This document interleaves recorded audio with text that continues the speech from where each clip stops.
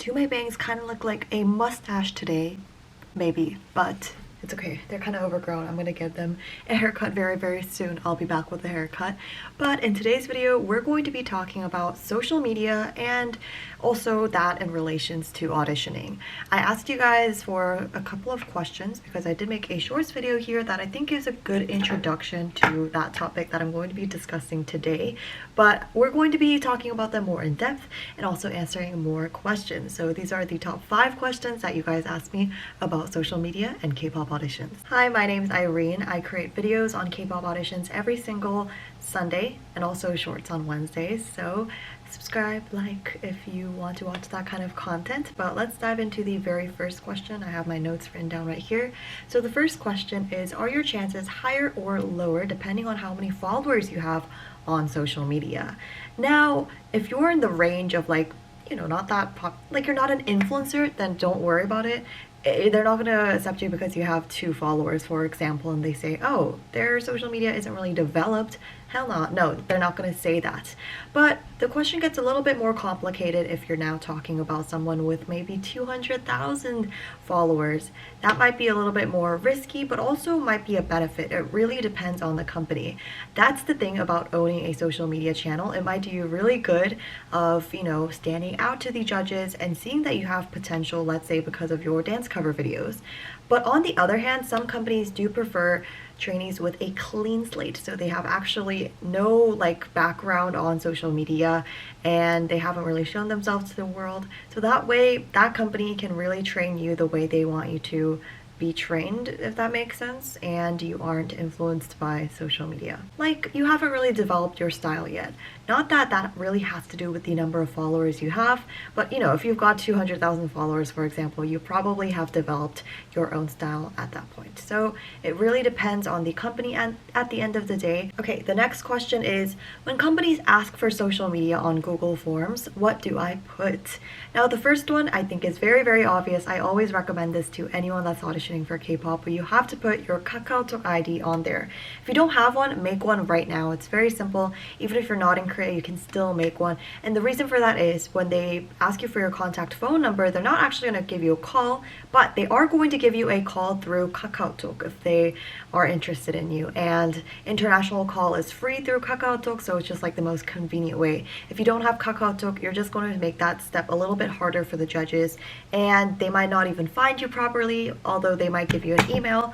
But I've seen a lot of potential trainees get calls through KakaoTalk actually instead of email, so just watch out for that. Also, it's easier to confirm that it's actually the right channel that you're talking to, the official one that is, because KakaoTalk channels will have like a verified sign on them, although you could say the same for email, but still. And then I'm sure everyone wants to know, should you put your Instagram, YouTube, your TikTok on your social media platforms when they ask for SNS ID? It really depends on what you post, I would say, and also the image that you put forth on your social media platform. Now, what's the reason that companies ask you for this? Well, it's to, 1, see what you do on social media, see if you're a problematic person, see if you share your political views on social media, or write up hate comments, something like that, cause trouble. They do not want that. Even if you're the most talented person in the world, if you have scandals already from a social media account, they are definitely not going to pick you.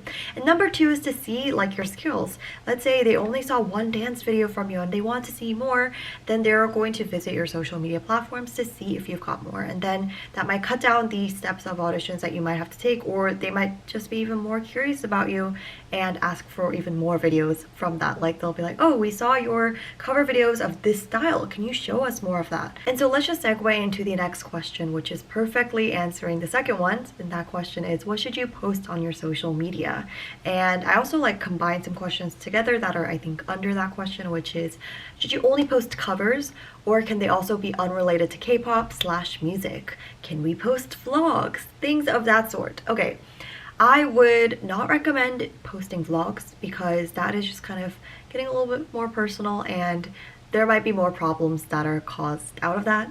Also, just not generally a good idea if you want to keep your private life life private, and if you want to be a K-pop idol one day, then I bet that that is definitely the case. Of course, if you want to post vlogs, go for it, but this is only purely my recommendation, is that you only post things related to K-pop if you are going to link that social media account to your Google form anyway. So only post your dance covers, your vocal covers, your rap covers, things related to music, things related to K-pop auditions, and treat this as if it's your portfolio, because really, ultimately, it is your portfolio as someone who is trying to audition for K-pop. You know how like an animator would have a portfolio of all the digital designs they've done for other companies in the past? Well, you're going to treat that as the same and have, you know, previous audition videos that you're really, I guess, proud of, and also think that they're worth putting out to the judges. They're like silly little challenges, sure, go for it, but always make sure that the judges might be watching this and they definitely will be judging you in that kind of sense, you know what I mean? Let's move on to the next one, which is, will I have to show my face on social media, or if I don't, is that okay? That is totally fine. Of course, for dancing, I guess you could like wear a mask for the dancing category. If you want to treat it like your portfolio but not show your face, it might even be better for those companies who are looking for a clean slate. And there's an easy way to tell this, I would say. Like, let's say for SM, they were known for having trainees that had absolutely no information on them in the past. But then they suddenly hired this trainee. You guys might know her. Her channel is Awesome Han, and her name is Na Haun, and she's like a child dancer. She used to do all these different cool things for Mama in the past. So she's met a bunch of different K-pop idols, including Pentagon. She did a challenge with them anyway. SM hired her as like an actual trainee. She's not going to be a choreographer, or she's not, you know, behind the scenes, but an actual trainee. Of course, we won't know if she debuts at the end of the day or not. I'm hoping she does, if that is what she wants. But yeah, they hired her. So, you know, companies can definitely change, but look at what companies have hired in the past. Not hired, like what kind of trainees that they have. Like, let's say for Blackpink, you guys probably did not know about any of the members pre-debut, and they just kind of like came out of nowhere, things like that. So YG is definitely looking for trainees with a clean slate. Of course, it's a little bit different for the Black label, so keep that in mind.